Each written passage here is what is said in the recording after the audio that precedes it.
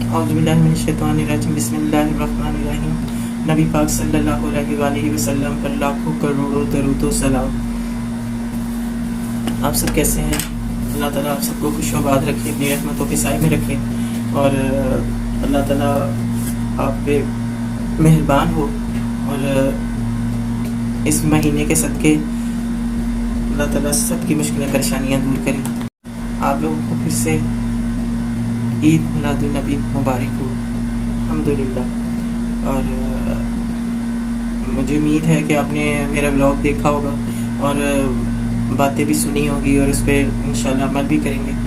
اور ہر مسلمان کو ہی پتہ ہے کہ نبی پاک صلی اللہ علیہ وآلہ وسلم پر درود و سلام بھیجنا ہے ہمیں، اور اس کا ہمیں بھی فائدہ ہے، دعا ہے درود پاک۔ تو ہمیں اللہ تعالیٰ توفیق دے کہ ہم درود پاک زیادہ سے زیادہ پڑھیں اور اس کی فضیلت حاصل کریں انشاءاللہ۔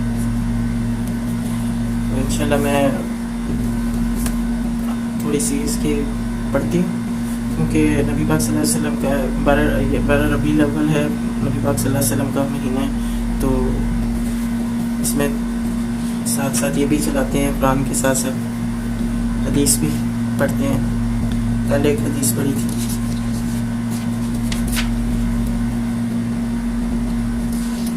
اللہ تعالیٰ ہمیں توفیق دے کہ ہم حدیث سے بھی پڑھیں، قرآن بھی پڑھیں، اور بس عمل بھی کریں سنتوں پہ، اور قرآن پاک میں جو لکھا ہے اس پہ بھی عمل کریں۔ اور بس یہی دعا ہے کہ ہماری جو آنے والی نسل ہے وہ سمجھے، ہمیں اللہ تعالیٰ توفیق دے کہ ہم اپنی آنے والی نسلوں کو قرآن اور سنت کے مطابق لے کے چلیں۔ ابھی بہت پیچھے ہیں، ہماری جو نئی نسل ہے وہ ان چیزوں سے کافی پیچھے ہے، کافی دور ہے، تو ہمیں ان کو اس طرف لے کے آنا ہے۔ تو اللہ تعالیٰ ہمیں توفیق دے انشاءاللہ۔ تو میں یہ پڑھتی ہوں، درود شریف کی فضیلت۔ ایک مرتبہ درود شریف پڑھنے سے اللہ تعالیٰ 10 رحمتیں نازل فرماتا ہے، 10 گناہ معاف فرماتا ہے، اور 10 درجات بلند فرماتا ہے۔ حضرت انس رضی اللہ عنہ کہتے ہیں کہ رسول اللہ صلی اللہ علیہ وآلہ وسلم نے فرمایا، جس نے مجھ پر ایک مرتبہ درود بھیجا، اللہ تعالیٰ اس پر 10 مرتبہ رحمتیں نازل فرمائے گا، اور اس کے 10 گناہ معاف فرمائے گا، اور 10 درجے بلند فرمائے گا۔ اسے نسائی نے روایت کیا ہے۔ کثرت درود کے قیامت کے دن رسول اکرم صلی اللہ علیہ وآلہ وسلم کی قربت کا باعث ہوگا۔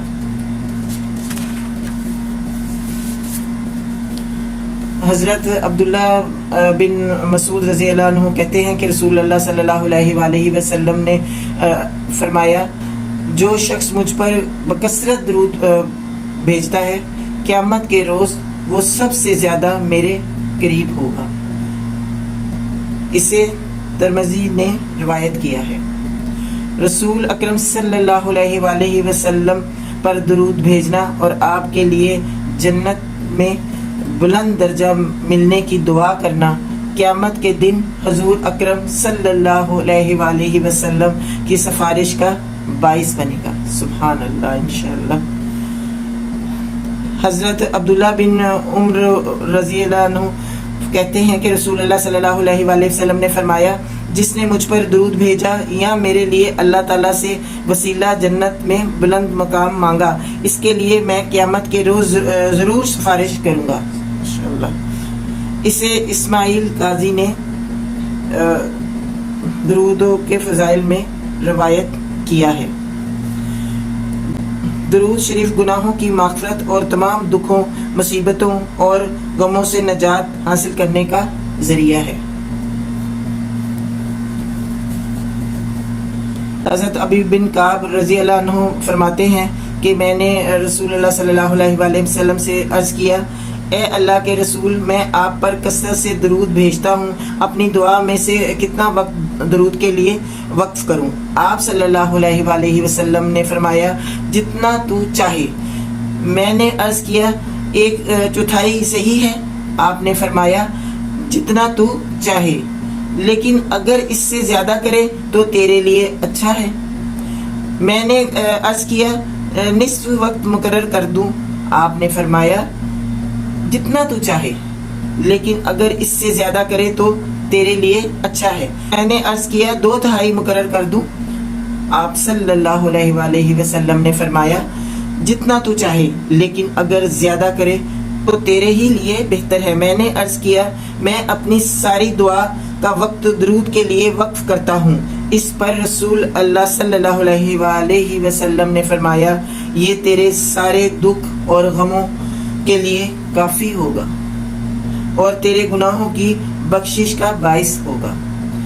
اسے ترمذی نے روایت کیا ہے۔ آج کے لیے اتنا ہی، انشاءاللہ آگے بھی درود کی فضیلت، درود و پاک کی فضیلت پڑھیں گے انشاءاللہ ڈیلی، اور اللہ تعالیٰ ہمیں توفیق دے سمجھنے کی، اور نبی پاک صلی اللہ علیہ وآلہ وسلم پر زیادہ سے زیادہ درود و سلام بھیجیں۔ اللہم صلی علی محمد وعلی آل محمد کما صلیت علی ابراہیم وعلی آل ابراہیم انک حمید مجید۔ اللہم بارک علی محمد وعلی آل محمد کما بارکت علی ابراہیم وعلی آل ابراہیم انک حمید مجید۔ انشاءاللہ قرآن پاک شروع کرتی ہوں ٹرانسلیشنز کی۔ میں نے ٹور کو سے 1 رکعت مطلب پہلے چھوڑ دیا تھا موبائل اسٹک ہونے کی وجہ سے، تو ٹور کو آگے جا کے ختم ہوگا انشاءاللہ۔ تو میں شروع کرتی ہوں، آپ لوگ میرے ساتھ رہیں۔ آپ لوگوں کا چینل ہے، آپ لوگ میرے ساتھ رہیں گے، آپ لوگ سنیں گے تو ہی مجھے بھی پڑھنے کا فائدہ ہوگا، ادروائز مجھے کوئی فائدہ نہیں ہے جب تک آپ میرا ساتھ نہیں دیتے، ٹھیک ہے؟ انشاءاللہ پھر شروع کرتی ہوں۔ اعوذ باللہ من الشیطان الرجیم، بسم اللہ الرحمن الرحیم۔ میں نے یہاں تک پڑھا تھا تمہیں کتاب اور حکمت کی تعلیم دیتا ہے اور تمہیں وہ باتیں سکھاتا ہے جو تم نہ جانتے تھے، لہٰذا تم مجھے یاد رکھو، میں تمہیں یاد رکھوں گا، اور میرا شکر ادا کرو، کفران نعمت نہ کرو۔ یہ اللہ تعالیٰ بتا رہے ہیں نبی پاک صلی اللہ علیہ وآلہ وسلم کا کہ میں نے تمہارے درمیان خود تم میں سے ایک رسول صلی اللہ علیہ وآلہ وسلم بھیجا جو تمہیں میری آیات سناتا ہے، تمہاری زندگیوں کو سنوارتا ہے، اور تمہیں کتاب اور حکمت کی تعلیم دیتا ہے۔ تو بس ہمیں اس بات کو سمجھنا چاہیے کہ اللہ تعالیٰ کیا فرما رہے ہیں کہ نبی پاک صلی اللہ علیہ وسلم بھیجی ہے کتاب، اور حکمت سے بھری ہوئی کتاب ہے، اور اس کو ہم نے سننا ہے ضرور تاکہ ہم اس کے مطابق چل سکیں انشاءاللہ۔ تو میں پڑھتی ہوں، آگے باتیں تو ہوتی رہیں گی، تو میں انشاءاللہ قرآن پاک پڑھتی ہوں، باقی کا مطلب آگے سے ہم پڑھتے ہیں۔ اعوذ باللہ من الشیطان الرجیم، بسم اللہ الرحمن الرحیم۔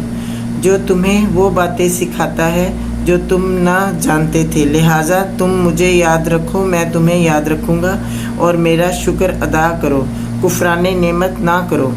اے لوگو جو ایمان لائے ہو، صبر اور نماز سے مدد لو، اللہ صبر کرنے والوں کے ساتھ ہے، اور جو لوگ اللہ کی راہ میں مارے جائیں انہیں مردہ نہ کہو، ایسے لوگ تو حقیقت میں زندہ ہیں مگر تمہیں ان کی زندگی کا شعور نہیں ہوتا، اور ہم ضرور تمہیں خوف و خطرہ، فاقہ کشی، جان و مال کے نقصانات اور آمدنیوں کے گھاٹے میں مبتلا کر کے تمہاری آزمائش کریں گے۔ ان حالات میں جو لوگ صبر کرے اور جب کوئی مصیبت پڑے تو کہے کہ ہم اللہ ہی کے ہیں اور اللہ ہی کی طرف ہمیں پلٹ کر جانا ہے، انہیں خوشخبری دے دو، ان پر ان کے رب کی طرف سے بڑی عنایات ہوں گی، رحمت ان پر سایہ کرے گی، اور ایسے ہی لوگ راست رو ہیں۔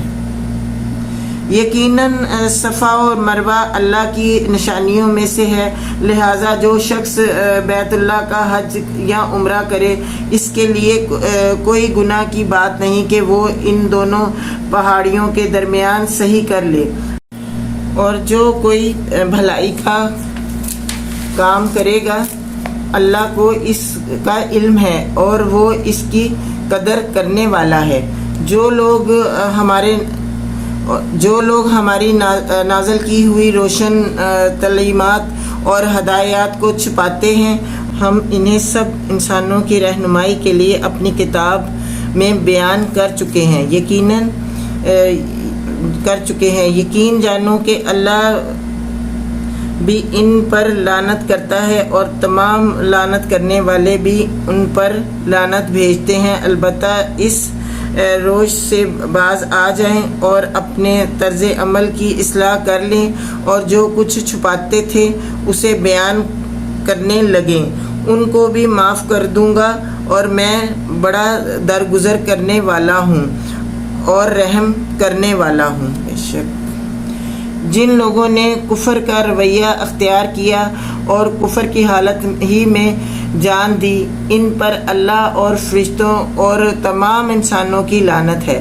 اسی لعنت زدگی کی حالت میں وہ ہمیشہ رہیں گے، نہ ان کی سزا میں تخفیف ہوگی اور نہ انہیں پھر کوئی دوسری مہلت دی جائے گی۔ تمہارا خدا ایک ہی خدا ہے، اس رحمان اور رحیم کے سوا کوئی اور خدا نہیں ہے۔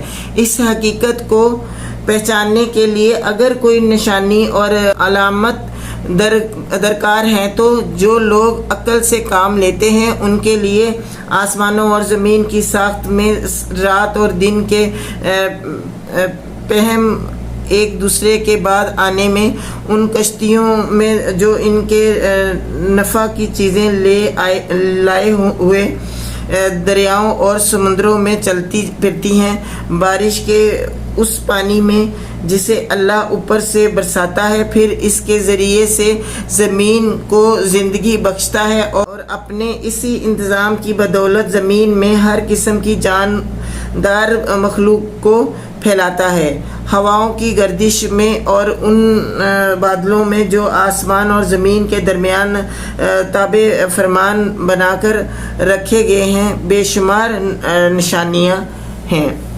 وحدت خداوندی پر دلالت کرنے والے ان کھلے اثار کے ہوتے ہوئے بھی کچھ لوگ ایسے ہیں جو اللہ کے سوا دوسروں کو اس کا ہمسر اور مدی مقابل بناتے ہیں، اور ان کے ایسے گرویندے ہیں جیسی اللہ کے ساتھ گرویندگی ہونی چاہیے۔ حالانکہ ایمان رکھنے والے لوگ سب سے بڑھ کر اللہ کو محبوب رکھتے ہیں۔ کاش جو کچھ عذاب کو سامنے دیکھ کر انہیں سوجنے والا ہے وہ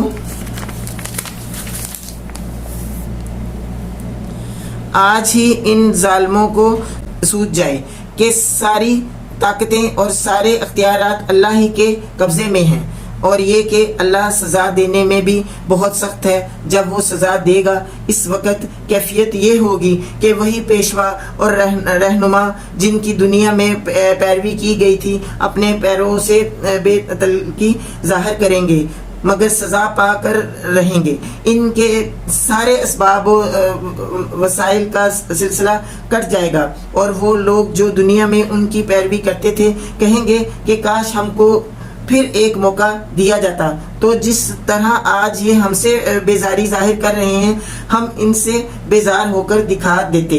یوں اللہ ان لوگوں کے وہ اعمال جو یہ دنیا میں کر رہے تھے ان کے سامنے اس طرح لائے گا کہ یہ حسرتوں اور پشیمانیوں کے ساتھ ہاتھ ملتے رہیں گے، مگر آگ سے نکلنے کی کوئی راہ نہ پائیں گے۔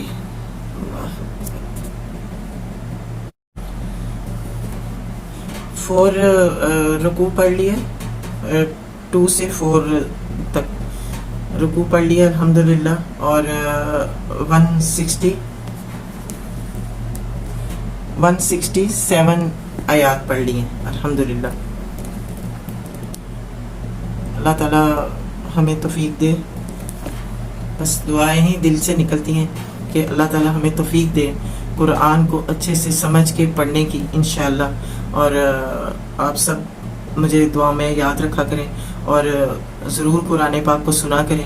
اور قرآن پاک کوئی مشکل کام نہیں ہے پڑھنا، اس کو بڑا آسان کر کے آپ پڑھ سکتے ہیں.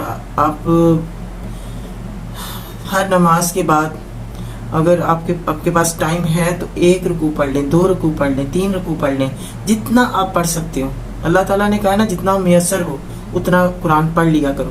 تو آپ لوگ کوشش کریں کہ قرآن کے ساتھ نا ٹچ میں رہیں سارا دن میں بھی. جس طرح ہم سارے اور کتنے کام ہیں، جیسے ہم کھانا پینے کے بغیر ہم نہیں زندگی گزار سکتے، کھانا جب تک نہ کھائیں، پانی نہ پئیں، اور بہت سے کام ہیں ہمارے جو اس کے بغیر ہماری زندگی جو ہے ایسی ہی ہے بیکار.